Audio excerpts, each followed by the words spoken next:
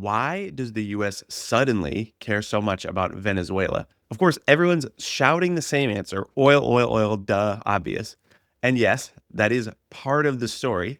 Venezuela is sitting on the largest proven oil reserves on Earth, over 300 billion barrels, worth trillions of dollars.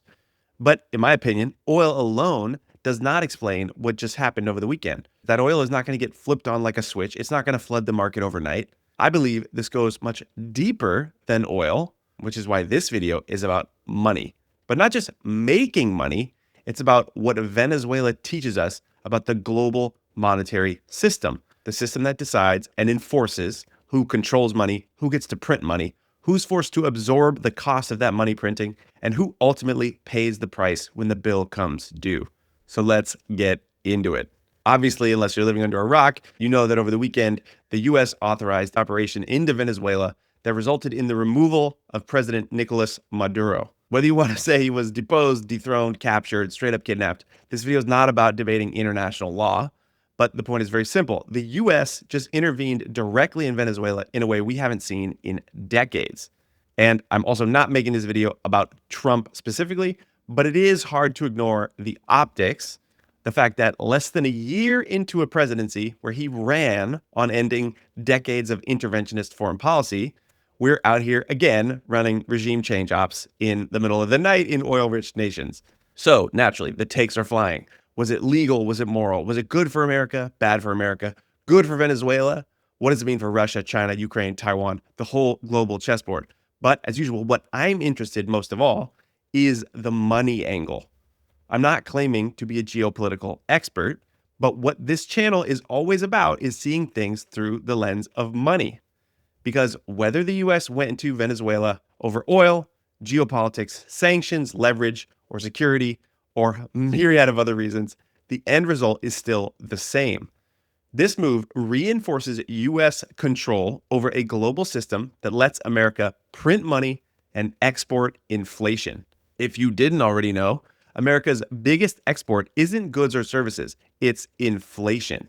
And that only works because the US dollar sits at the center of global trade, especially energy.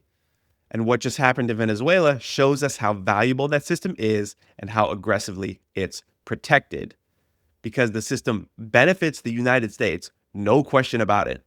It lets us borrow cheaply. It lets us import endlessly. It lets us print money without feeling the full consequences domestically right away. But that privilege does come at a cost. The rest of the world absorbs the inflation. Their currencies weaken, their food, fuel, and energy prices rise, and there's a key part that most Americans miss, which is that even if you think this system is a net positive for the US, it still ends up hurting most everyday Americans because the inflation we export doesn't just magically disappear. First, it goes off to hurt other countries, and then it comes back home in the form of asset inflation. Housing becomes unaffordable. Stocks detach from wages. Wealth concentrates, and young people get locked out. That's the dirty secret of fiat money. Unless you control it, the money printer finds a way to victimize everyone eventually. And if you know anything about this channel, then you know that what I'm interested in most of all is that this is why Bitcoin matters. Bitcoin doesn't let any country control the money. It doesn't let any country export inflation.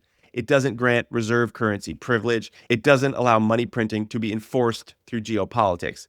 It forces the costs of bad money back onto the issuer where they belong.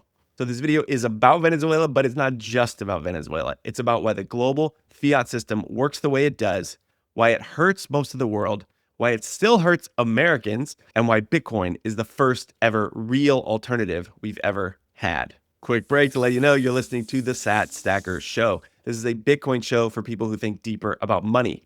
I'm your host. My name is John, aka The Sat Stacker, aka Felix the Sat. If you want to learn to stack smarter and grow your conviction in Bitcoin, you hit the subscribe button, and let's figure out what Venezuela teaches us about the US dollar. If you haven't been paying attention in the last 50 years or so, you may have missed that the US basically stopped exporting goods to the rest of the world and started exporting something much more expensive. Our biggest export isn't iPhones or wheat or weapons or even Hollywood movies. It's inflation. Here's what I mean by that. When the US prints money, whether it's stimulus, bailouts, or just the usual debt spiral, those dollars don't all stay here. They go out into the world. Trade deficits mean that we import more than we export. So we send dollars overseas in exchange for real stuff: cars, TVs, laptops, commodities, trinkets, you name it. But because the dollar isn't just our currency, it's the currency, it's the reserve currency of the world. That means other countries need those dollars to trade, to pay debt, to stabilize their own currency.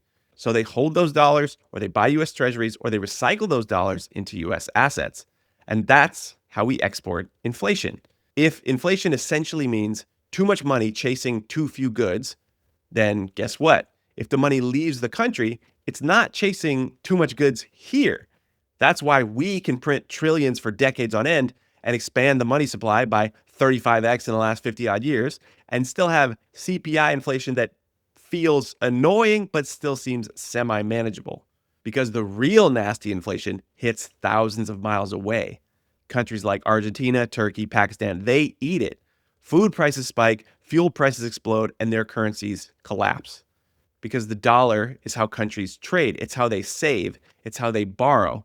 Nearly 54% of global trade invoices settle in dollars, including commodities like oil and gas priced in US dollars. Central banks around the world hold 58% of reserves in dollars, and over 88% of foreign exchange transactions and much global debt issuance occur in dollars. And of course, you have the petrodollar system. Over 80% of global oil trade remains dollar denominated, since we made an agreement in the 70s with Saudi Arabia and the OPEC nations to price oil in dollars in exchange for military protection. All that creates a global demand engine for dollars, no matter how many more of them we print. In fact, this much demand means we basically have to print more of them. Right now, about 45% of all physical US currency, over $1 trillion worth, is held outside the United States. And there's another 13 trillion or more in offshore dollar-denominated assets. None of that is even counted in our domestic money supply. This is the dollar system. Foreign banks and governments hoard dollars so they can settle trade, defend their currency, and pay back dollar-denominated debt, but they're also trapped by it. They can't just walk away from it. If they sell the dollars or dump treasuries, their own currencies get wrecked. That's because when they sell dollars, they're usually buying back their own local currency. This tends to signal panic or financial distress. Markets see it as weakness. Capital starts fleeing their country. The local currency falls anyways. And now everything that they import, oil, food, medicine, just gets way more expensive. Inflation spikes, living standards fall, and confidence collapses. So they're completely stuck. Hold the dollars and eat slow inflation over time, or dump them and risk a full-blown crisis. That's what it means to live downstream of the dollar. And that's the privilege of printing the global reserve currency. We run the printer, and the rest of the world eats the cost. Now, if you're American and you're not paying any attention to the destruction or the devastation that this has caused globally over the years, all of it basically sounds pretty awesome. We get to print the money, export the inflation, buy real stuff from the world at cheaper prices in exchange for green pieces of paper that they can't ever stop using. And we get lower inflation than we technically should get based on how much money we print. We get endless cheap imports. We get 30-year fixed mortgages. We get low interest rates. We get higher living standards on paper. So yeah, it basically feels like we've hacked the global financial system. And in a way, we definitely did. We benefit from it compared to the rest of the world. But there is a catch, and I think it's a big one. Most of that inflation gets shoved onto the rest of the world, but it doesn't disappear, and some of it does come back in a different form. We experience some consumer price inflation at home. We export the bulk of it, but in turn, we import asset inflation because the dollars that go abroad, some of them sit in vaults, but not all of them. Some of them come back. We buy cheap shit from the rest of the world and send them dollars. But when foreign governments, banks, and wealthy individuals use those dollars, they're not buying cheap shit back from us. They're buying our real scarce, desirable assets. US real estate, stocks, companies, land. That means prices for those assets start climbing way faster than domestic wages can possibly keep up.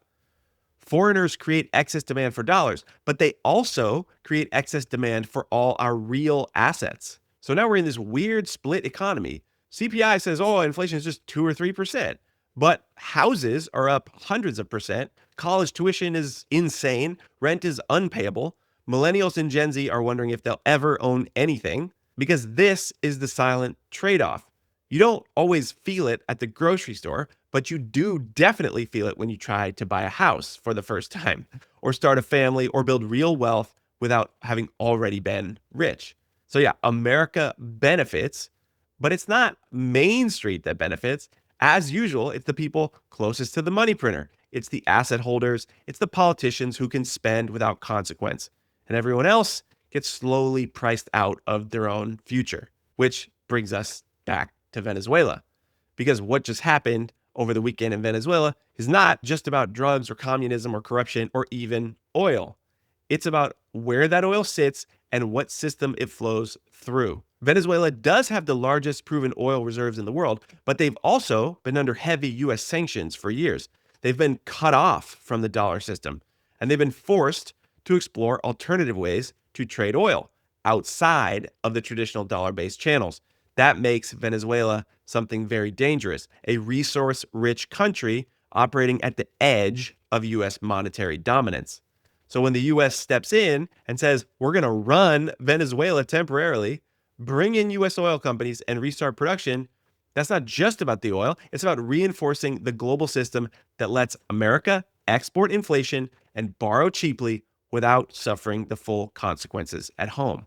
If you understand how valuable this system is to the people in power, US actions in places like Venezuela don't look odd at all. They just look completely inevitable. So even if you're a big fan of US interventionism and American exceptionalism, you still have to admit how rigged this system really is. The majority of the world is totally screwed by it. Even Americans who also benefit from it are also screwed by it. So what's the alternative? Is there even a way out?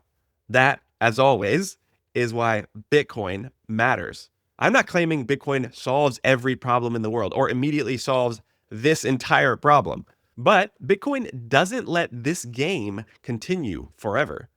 Bitcoin doesn't allow inflation to be exported. It doesn't let one country enforce monetary privilege through military power. It doesn't allow debt and money creation to grow detached from the real world cost. In Bitcoin, there's no ability to print money to infinity and shove the consequences of inflation onto someone else in a desert or a jungle thousands of miles away. It forces the cost of bad decisions back onto the decision makers. There's no free lunch, just a set of rules that everyone must play by and no one can change.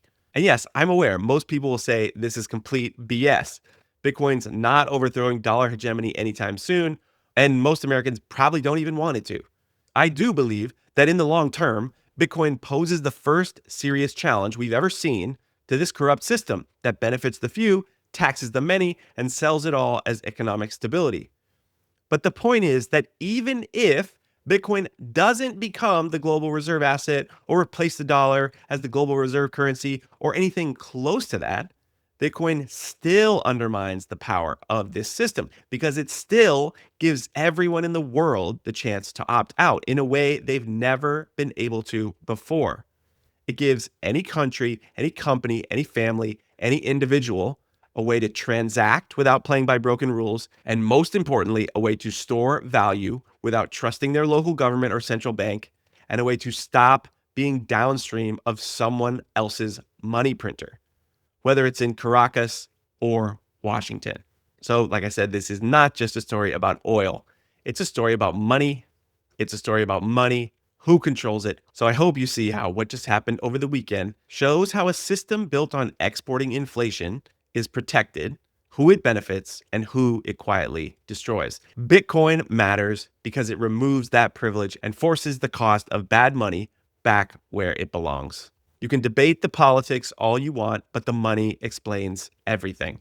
And once you understand how it works, you understand why Bitcoin has to exist. So if you want to better understand and grow your conviction in Bitcoin, you hit the subscribe button, you watch this video right here. You can zap me sats using your Lightning wallet via the QR code on the screen. And as always, you never forget, quit slacking and start stacking.